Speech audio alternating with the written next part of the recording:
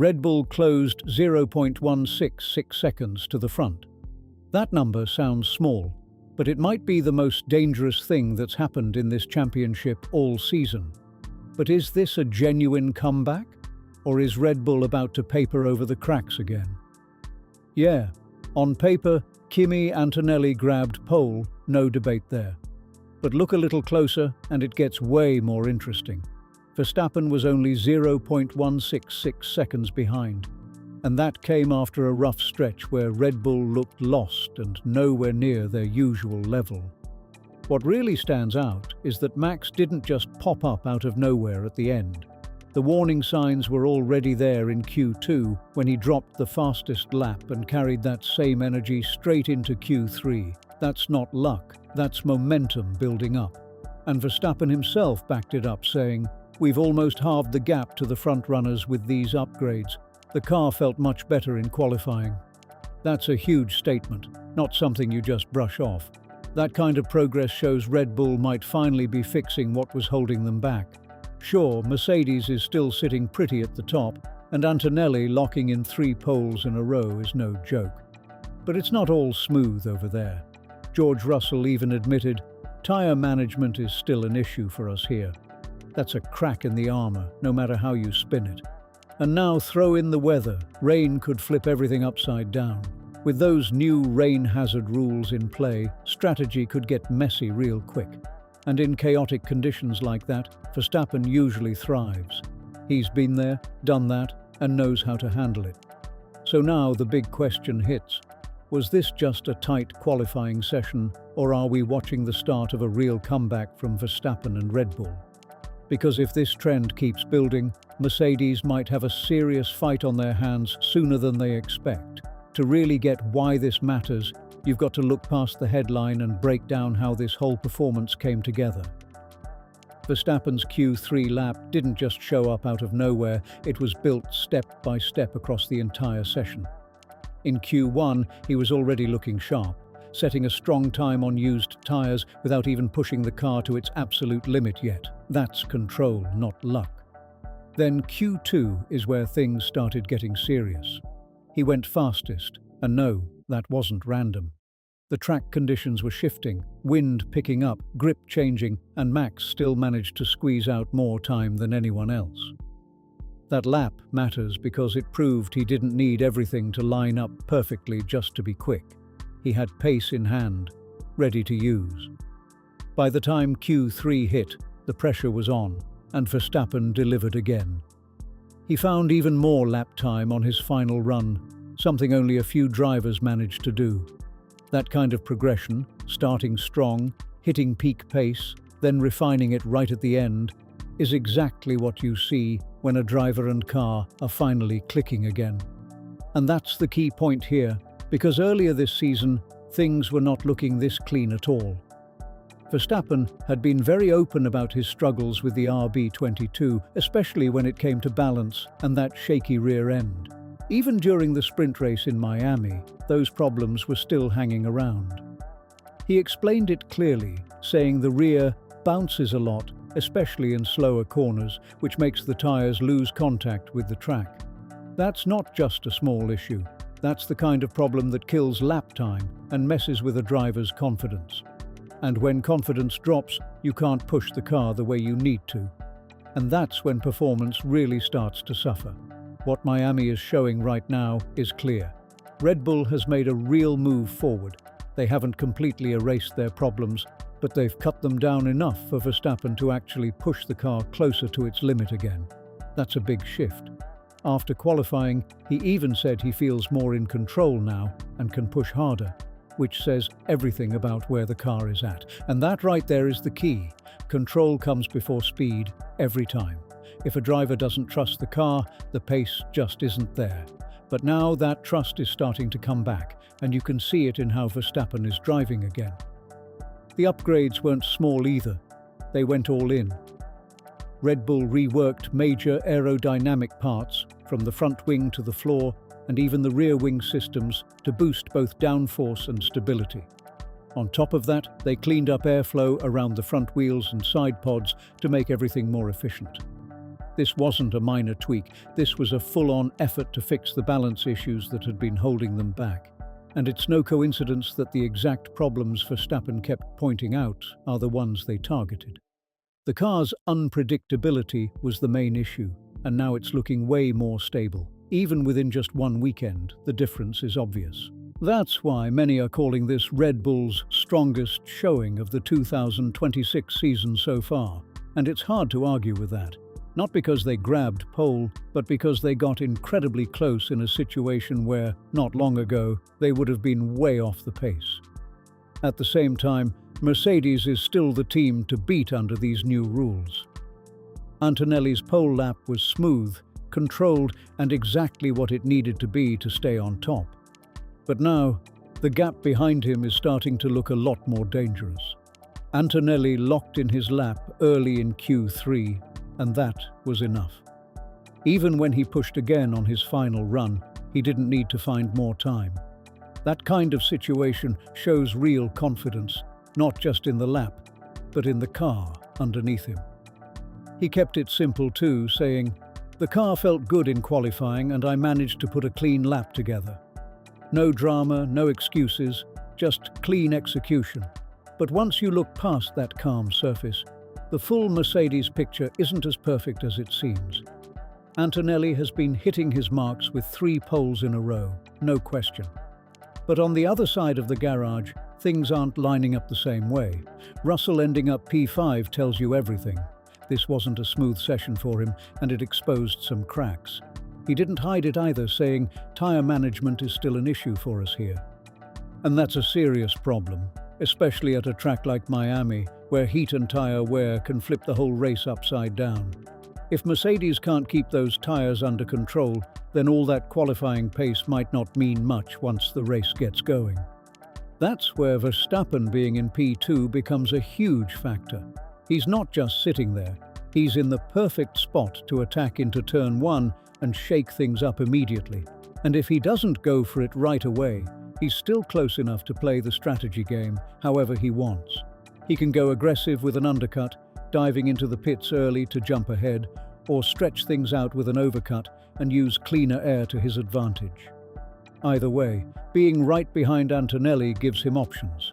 And in Formula One, having options is where races start to get dangerous for everyone else. Red Bull has a reputation for stepping up when races get complicated, and this is exactly the kind of situation where they shine. Their ability to switch strategies mid-race, combined with Verstappen's smart tyre management, has saved them more than once. Now that the qualifying gap is getting smaller, those strengths hit even harder. The sprint race didn't tell the full story, but it gave some important clues. Verstappen finished P5, but that result doesn't really show what happened. Right at the start, things went wrong. He said, "Coming out of the final corner on lap 1, I had no boost." And that instantly cost him positions. That's the kind of issue that ruins your race before it even gets going. But here's where it gets interesting.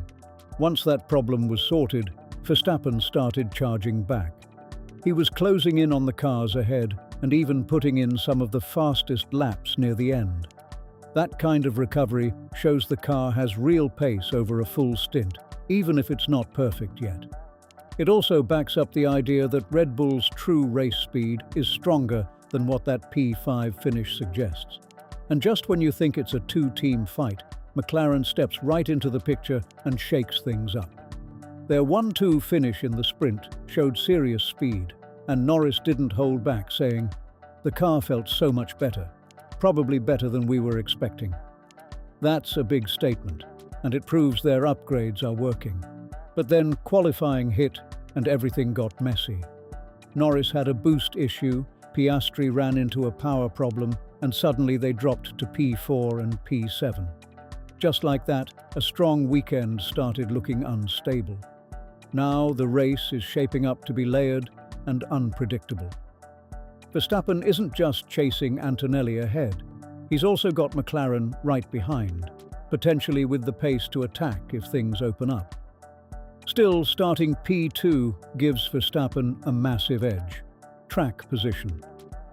On a circuit like Miami, where overtaking isn't easy outside of DRS zones, being ahead changes everything. It lets him control the race flow, defend when needed, and strike when the moment is right. Then there's Ferrari, quiet, steady, and very much in the mix. Charles Leclerc locked in P3, while Lewis Hamilton came through in P6. They might not be grabbing all the headlines right now, but don't get it twisted. Ferrari has one of the strongest chassis setups on the grid this season, and in Miami, they didn't hold back either, bringing major upgrades focused on aero load and overall efficiency. They may not be the main storyline, but they're still a serious factor in how this race plays out. And Hamilton made it clear that nothing about this weekend feels settled, saying, "It's been a tricky weekend, but with the weather forecast uncertain, anything can happen." That unpredictability isn't just background noise. It's a huge part of what could decide everything. Now add in the FIA's new rain hazard rule, and things get even more intense. With over a 40% chance of rain, teams are allowed to tweak certain parts of the car, like front aero settings and ride height, to deal with changing grip levels and protect key components. That might sound small, but in Formula One, those details can change everything. At the same time, Parc Fermé rules are still mostly locked in, so teams can't just rebuild the car overnight. They're stuck close to their qualifying setups, with only limited room to adjust. That means the teams who can read conditions best and react fast are the ones who gain the edge. And this is exactly where Verstappen becomes a serious threat again. When conditions get unpredictable and decisions matter most, his experience and race instincts can turn small opportunities into big results. Over his career, Verstappen has shown again and again that he knows how to read a race as it unfolds.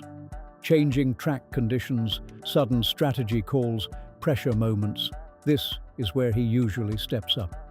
And when rain or mixed conditions come into play, those skills don't just help, they can completely flip the race in his favor. Even if it stays dry, things are far from simple. Tire choices, how long each stint lasts, and the exact timing of pit stops will all play a massive role in deciding who comes out on top. And let's not forget, Red Bull's pit crew is known for being insanely quick. One clean stop could be the difference between staying ahead or dropping into traffic. And that's where races get messy fast.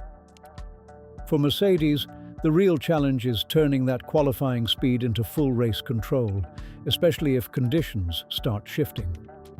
Antonelli has been flawless over one lap, no doubt, but leading from the front in a tense, unpredictable race is a completely different test. His lack of experience in that exact situation could become a factor, even with all the speed he's shown. Managing tire wear, reacting to strategy moves from behind, and adjusting to weather changes all demand sharp race awareness, not just raw pace. And Antonelli knows it too. He said, "Pole position is nice, but the race is what matters." That's not just something drivers say. It's a real warning about what's coming next, because now the pressure changes completely. This isn't about setting the fastest lap anymore. It's about controlling everything that follows. And for the first time this season, Mercedes isn't just cruising out front, they're being pushed. Verstappen and Red Bull are starting to look dangerous again, and that shift brings a whole new psychological battle into play.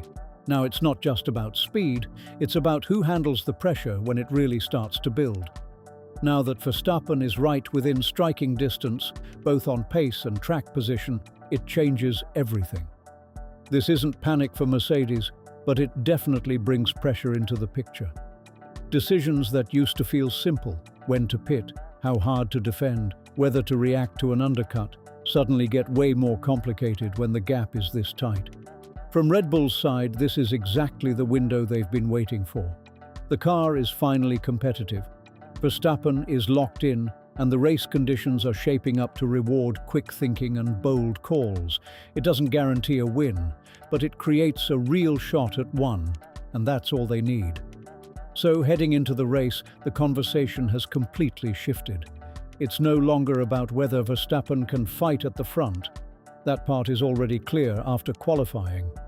The real question now is how far he can push that challenge across a full race distance, especially with conditions that could test everything: strategy, car performance, and mental strength.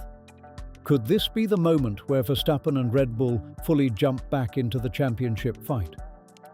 Turning a season that started off rough into a full comeback story would be massive.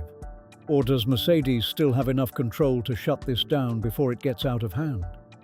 With Antonelli on pole and a strong overall package, they're not going to give it up easily. Don't forget to like and subscribe to not miss the Miami GP summary.